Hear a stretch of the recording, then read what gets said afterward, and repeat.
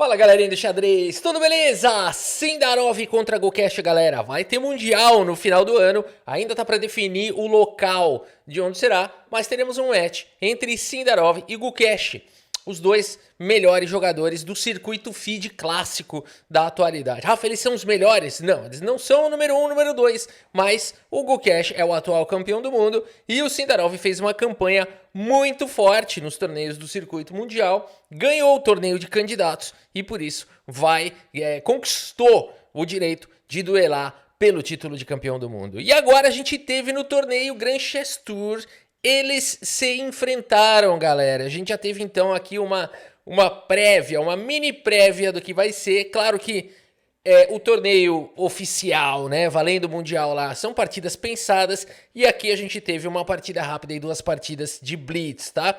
Mas já dá um tom, já tem questões psicológicas, a gente vai falar sobre tudo isso, tá? E bora então mostrar aqui as partidas, porque realmente são emocionantes. Dois jogadores que vão se enfrentar pelo Mundial. O Sindarov abre com E4 e temos aqui C6 a defesa Caro-Kann. Esses caras têm um preparo absurdo de abertura, né? Até em relação a isso de repetição, abertura, né? Esse preparo, eu tenho uma dica para você, para o seu dia a dia.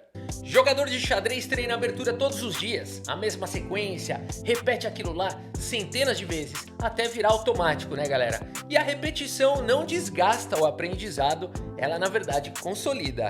E roupa funciona igual, né? O problema é que a maioria das peças não aguenta a repetição, perde forma, desbota, incomoda até depois de algumas horas. A Tech T-Shirt da Insider é a peça que eu menos preciso pensar. Eu uso direto nas gravações, quando eu vou viajar, pro trabalho, no dia a dia, e ela continua funcionando, né? Facilita a evaporação do suor, desamassa no próprio corpo, mantém sempre o caimento, é repetição sem desgaste. E olha só que coisa bacana, o meu cupom soma com os descontos do site, né? Então o link tá aqui na descrição, cupom xadrez no carrinho, a peça que aguenta a sua rotina inteira. Muito bem, galera, seguimos aqui com o cavalo em F3, o Sindarov não vai para a linha principal da Caro-Kann, que é avançar o peão, segue desenvolvendo aqui o cavalo. Depois de D5, D3, faz a proteção do peão central, a dama vem para o jogo, e aqui temos trocas. Uma variante interessante jogada aqui pelo Sindarov, que segue com o lance C4 aqui, diretamente atacando o peão central.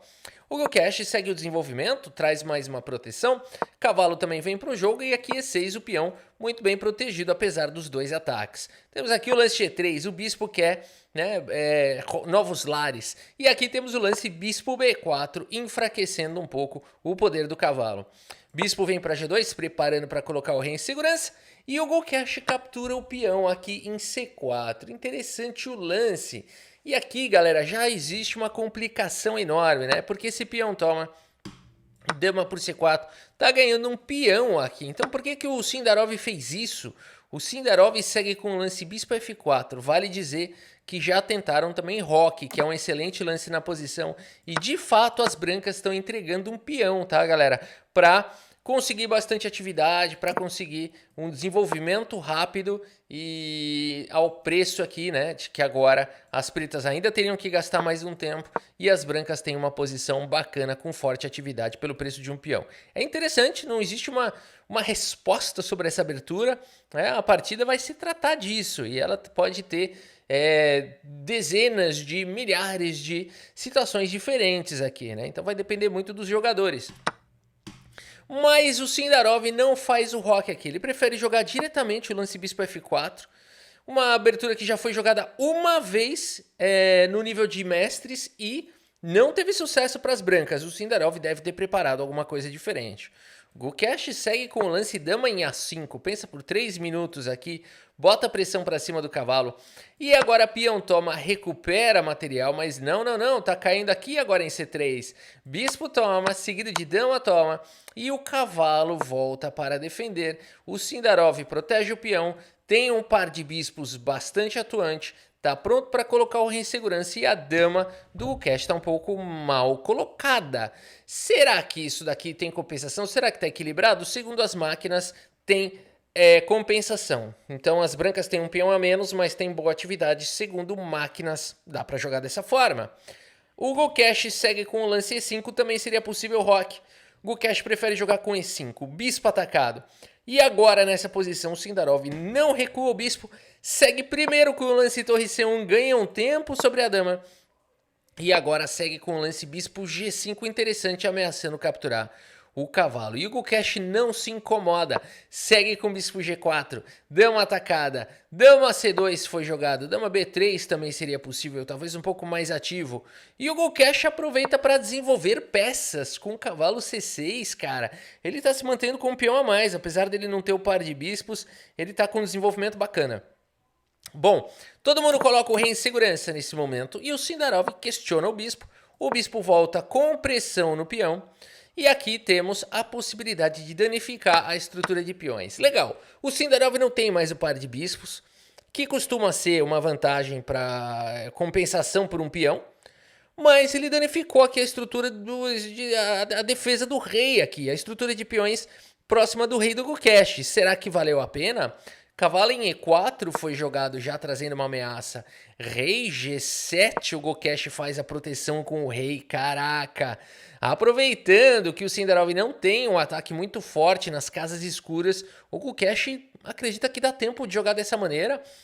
O Sindarov desesperadamente tenta abrir a posição, rasga o peão, mas o Gokesh segue primeiro atacando o cavalo, uau! E depois de cavalo G5 o peão passa, o Gokesh tem um peão passado perigosíssimo aqui na coluna E. Dama B2 com cheque foi jogado, o rei volta para G8, mais uma vez está faltando peça para atacar as casas escuras. E esse cavalo não tem uma facilidade, por exemplo, de chegar em H5. Seria uma boa colocar esse cavalo em H5 ou tentar chegar por aqui, ó, né, por D5, mas não tá fácil de chegar na casa de F6, né? De nenhuma maneira tá fácil de chegar. Por isso que o Gokesh está apostando que isso não é exatamente um problema. Rei H2 foi jogado pelo Sindarov. Quem sabe o caminho é pela coluna G. Dama B6 foi jogado, o Gokesh preocupado propõe a troca de damas. Dama em E2 mantém a dama no jogo. E aqui a dama centraliza com pressão no peão de C4. Algo deve ser feito e nesse momento o Sindarov, que poderia começar um ataque com dama em H5. Tudo bem, a dama ia voltar, mas poderia ser um bom ataque. G4 também é uma ideia interessante. Mas o Sindarov vai para uma ideia, no mínimo interessante, que é o lance cavalo por peão aqui. É um lance bacana porque a ideia desse lance é abrir caminho para o peão avançar, aqui F5, dama G4, de repente parece que as brancas têm um ataque muito forte. E outra, o tempo do Gokesh está caindo. O Gokesh tem 40 segundos, então o Sindarov tendo mais tempo falou, cara, eu vou para cima. Cavalo por E4 foi jogado. O Gokesh aceita o desafio e agora F5 foi jogado. Bispo atacado volta lá para casa de C8, o melhor lance da posição. Bispo D7 teria sido desastroso aqui por conta desse ataque para cima da dama. A dama teria que voltar e tá caindo aqui o bispo na sequência, né? Então o bispo C8 foi jogado, bem jogado aqui pelo Gokesh. Torre vem para a coluna D, dama atacada, volta para F6 para tentar proteger o rei. E pelo menos o Sindarov ganha um pouquinho de material aqui, mas o tempo tá muito maluco. De repente o Gokesh tá melhor no tempo aqui que o Sindarov. Torre D8 foi jogado. Temos trocas. Dama em E8 com cheque, o lance é assustador. O rei vem para G7 e a subida de torre. Gokesh começa a enfrentar um ataque perigoso. Apesar do Gokesh ter uma peça a mais, essa peça não está conseguindo jogar, a torre nem jogou nada ainda e o rei começou a ser atacado por todo mundo. Por isso o Gokesh segue com o lance H5, bela defesa, e agora não tem torre G4, por isso a partida seguiu com dama em E2 aqui. Esse lance dá uma amenizada aqui na fileira do fundo, mas tenta ir para cima do peão. O Gokesh faz a leitura certa, ele precisa desenvolver, deixa o peão de H5, segue com bispo D7. E o Sindarov pega mais um peão, dama por H5 foi jogado. E o Gokesh, na moral, na tranquilidade, segue com o lance cavalo C6, não se incomodando com o lance torre H4, não tá incomodado. E segue com o lance torre 8, numa boa, galera, permitindo o lance dama H7, que não faz nada. O rei vai para F8 e não tem continuidade esse ataque, né? Por incrível que pareça, boa leitura do Gukesh, o rei dele não está em perigo. E por isso, a partida seguiu com o lance dama G4. Agora é o seguinte, pessoal, aqui começa a baixaria. E eu vou falar a verdade, tudo pode acontecer aqui. Rafa, mas as pretas estão com 2 pontos de vantagem. Esquece número, esquece estatística. Quando o relógio é 13 segundos, 10 segundos, meu amigo, é quem ganha quem bate no relógio com mais força. Entendeu? É quem faz a careta mais feia. Tem outros fatores em jogo agora. A partida segue com dama G4, cheque. Rafa, anotei essas dicas aí. Eu vou jogar no próximo torneio aqui do bairro. Dama G4 com cheque foi jogada aqui. O negócio é dar cheque, o negócio é tentar golpinho. Dama F4 mantém a dama nas casas escuras. Vai que essa dama vai para algum lugar longe aí, né? Dá para dar cheque. Aqui torre 2 foi jogado pelo Gukesh. Dama vem para F3, ameaçou. E agora a torre por A2 captura um peão e a dama vem para E3 de novo, tentando ataques malignos. Por isso a partida seguiu com dama B2, o Gukesh não se incomoda com dama C5 e ameaça aqui o checkmate. Dama em H6 foi jogado rei E8 e agora o Sindarov ele vai para uma ideia que é evitar o mate. Como é que evita o mate aqui? A única maneira, né? Não sei se tem alguma, talvez tenha esse cheque aqui com alguma defesa. Mas o Sindarov diretamente vai para o cheque, aqui não dá tempo. Foi bom esse lance porque fez o braço do Gukesh ter que esticar bastante aqui para fazer o lance, né? Agora, o relógio tá com problema, o Gukesh tinha 16, agora tem 23. O Sindarov segue com torre toma, temos trocas, rei E7 foi jogado, G4 dispara o peão. E aqui, A5. O Gukesh vai jogando de maneira impecável, galera. Porque apesar dele ter uma peça a mais, teve momentos de muita tensão agora. E o Gukesh faz a leitura correta. Ele dispara o peão passado que ele tem na coluna A. Mantém o bispo aqui sem jogo. E essas peças aqui prontas para jogarem. Não precisa nem das duas para proteger o rei. Uma delas já basta. A partida segue com rei G3, dando liberdade para o bispo. Mas o peão dispara com muita velocidade. O Sindarov tenta parar o peão, mas o Gukesh segue avançando com A3. A H4 tenta criar também oportunidades na ala do rei. O cavalo centraliza em E5, o bispo vem para a casa de D5. Esse lance bota aqui uma pressão, sai da mira da torre. E também ameaça, queira ou não, uma sacanagemzinha aqui, um ataque descoberto. Vai que não vê, vai que ele joga um rei aqui agora. Não, mas rei aqui até dava, né? Até dava. Enfim, a partida seguiu com bispo C6 aqui, belo lance do Gukesh. H5 dispara o peão. O Gukesh aproveita para trocar um pouco mais de peça, vai seguindo aqui com o domínio desse final, preparou para avançar o peão, dar cheque, promover e ganhar o jogo. Mas o Sindarov não desiste, H6 foi jogado, cheque, rei vem para F4. E aqui o bonito lance F6, que sequência do Gukesh, galera. Que sequência linda aqui do Gukesh, porque este peão está protegido. Você fala assim, nossa, Rafa, agora ele perdeu o peão passado dele que valia ouro, tudo para capturar o peão de G aqui. Não, foi um absurdo essa sequência aqui do Gukesh, porque esse peão está protegido. Ele não pode ser capturado por conta desse combo, esse hit combo com torre por G4. O rei seria forçado a vir para casa de 3 e tem um raio X aqui, né? Então, muito legal essa sequência do Gukesh. O Sindarov segue tentando fazer a sua dama, mas depois de simplesmente torre por peão, rei E3 e cavalo em F7, que bela defesa do Gukesh aqui, hein?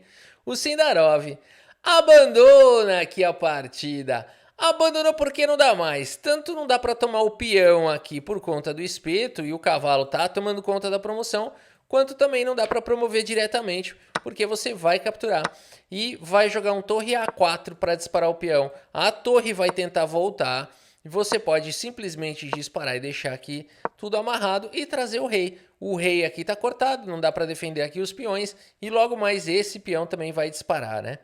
Bela partida aqui do Gukesh, conseguiu a primeira, então, nesse torneio, o primeiro encontro deles nesse torneio. O Gukesh venceu, né? Então, já tem essa vantagenzinha psicológica, essa vantagenzinha moral, mas eles se enfrentaram mais algumas vezes. E a continuação dessa história a gente deixa para o próximo vídeo. Se você quer ver as demais partidas que eles jogaram mais 2. E saber como é que terminou esse score e as implicações disso, posta aí nos comentários. E por hoje é isso. Espero que vocês tenham gostado aqui da partida e do vídeo. Muito obrigado pela sua audiência, um grande abraço para todos vocês e até a próxima. Valeu!